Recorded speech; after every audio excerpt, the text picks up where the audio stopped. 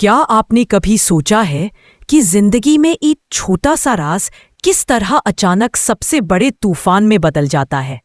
कभी कभी तो एक सामान्य सा पल ऐसा मोड़ ले आता है जिसकी किसी ने कल्पना भी नहीं की होती। बस आज जो कहानी आप सुनने वाले हैं वह भी ठीक ऐसी ही है। एक ऐसी कहानी जहां एक डिनर, एक घर, एक मास्क और दो लोगों की मुलाकात पूरे माहौल को हिलाकर रख देती है। और अगर आप ऐसी दिलचस्प कहानियां पसंद करते हैं तो तुरंत हमारे चैनल को सब्सक्राइब कर लीजिए ताकि आप कोई भी नया वीडियो मिस न करें।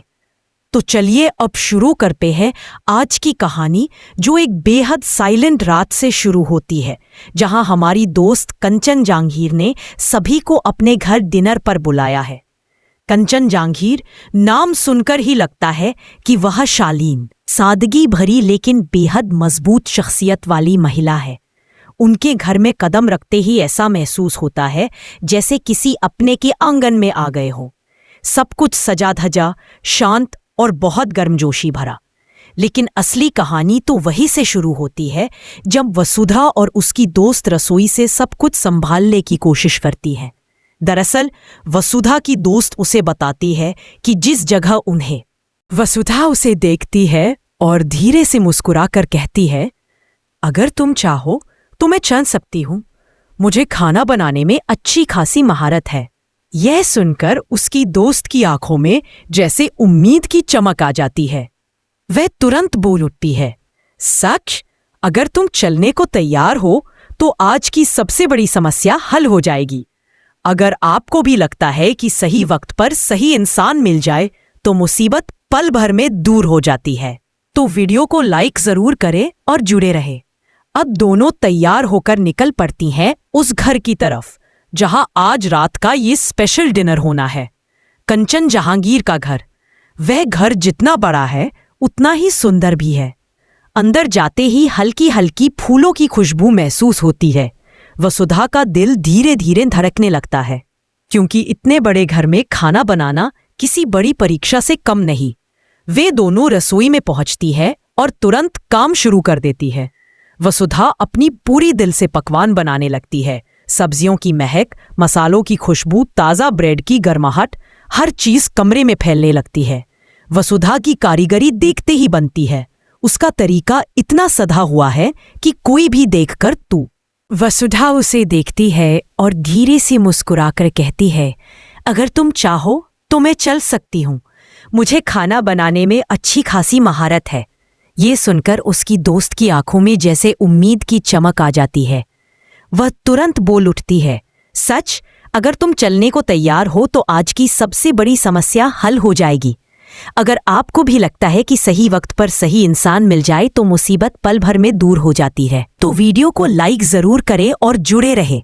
अब दोनों तैयार होकर निकल पड़ती है उस घर की तरफ जहां आज रात का ये स्पेशल डिनर होना है। कंचन जहांगीर का घर।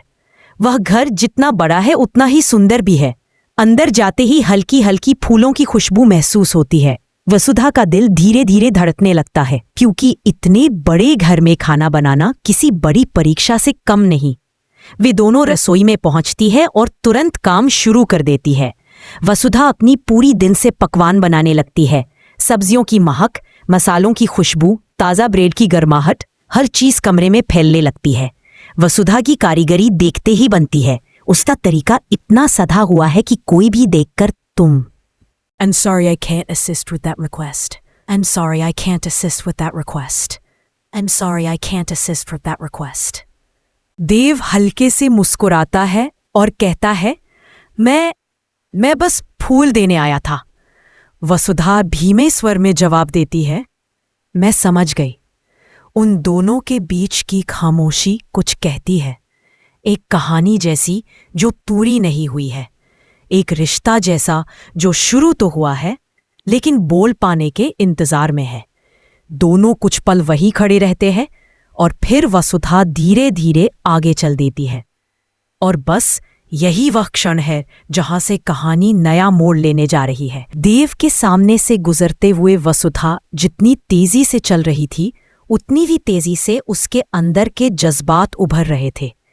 उसे लग रहा था कि सारी दुनिया उसके खिलाफ हो गई है।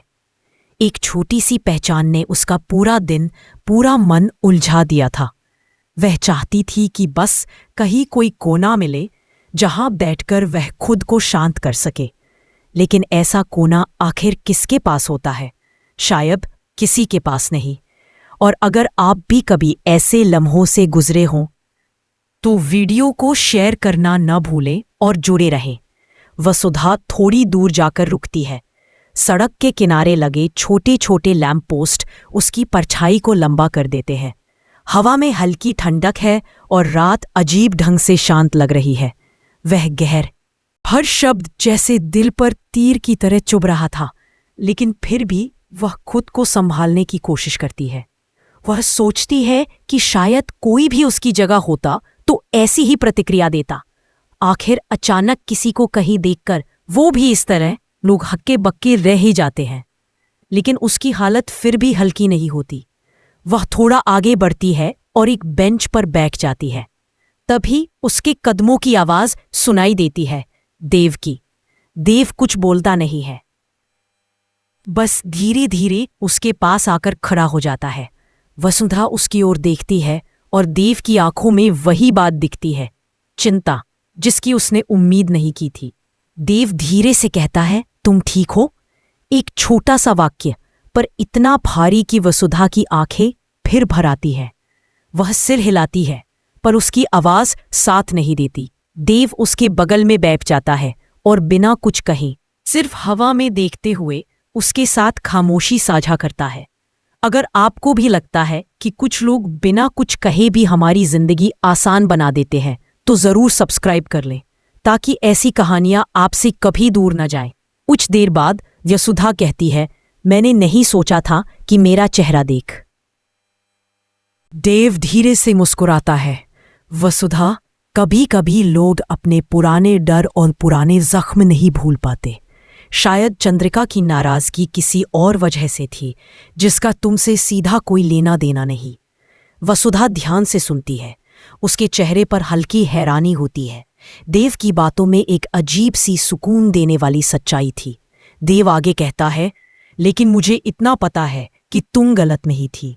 तुमने सिर्फ मदद की थी, और अगर किसी को ये समझ नहीं आया तो ये उनकी कमी है, तुम्हारी नहीं।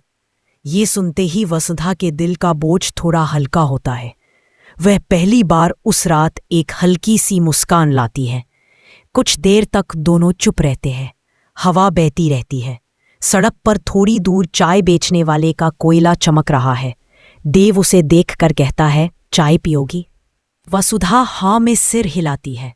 दोनों वहां से उठकर चाय वाले ठेले की ओर बढ़ते हैं। ठेले से उठती भाप और इलायची की खुशबू माहौल को थोड़ा गर्म कर देती है। चाय वाला उन्हें देखकर मुस्कुराता है, साहब मैडम, फ्रेश चाय अभी अभी बनाई है। और अगर आपको भी गर्म चाय की खुशबू में छुपा सुकून पसंद है तो लाइक करना मत भूलें। और हमारे देव सिर हिलाता है। कभी कभी किस्मत सिर्फ तुमसे थोड़ी ताकत मांगती है, आज नहीं तो कल। लेकिन तुम जैसी हो वैसी ही रहो, तुम में कोई कमी नहीं है। देव की बातों का असर वसुधा के दिल पर साफ दिखने लगता है। उसके चेहरे पर हल्की शांति लौटने लगती है। फिर देव हंसते हुए कहता है, और वैसे भी आज अगर तुम वहां नहीं होती तो उतना स्वादिष्ट खाना कौन बनाता? मैंने भीतर से महक महसूस की है, कमाल की थी। वसुधा हंस पड़ती है। उसकी हंसी हल्की, साफ और दिल से निकलती है। कई दिनों बाद उसने खुद को इतना हल्का महसूस किया था। दोनों धीरे धीरे वापस सड़क की तरफ चलते हैं। देव उसे उसके घर तक छोड़ने का फैसला करता है। रास्ते में कुछ देर दोनों एक दूसरे को छोटे छोटे किस्से बताते रहते हैं, मसालों की गड़बड़ी से लेकर पहली बार खाना बनाते हुए हादसों तक। इस दौरान वसुधा को यह महसूस होता है कि देव के साथ बात करना कितना आसान है, जैसे वह समझता है बिना कुछ पूछे, बिना कुछ कहे।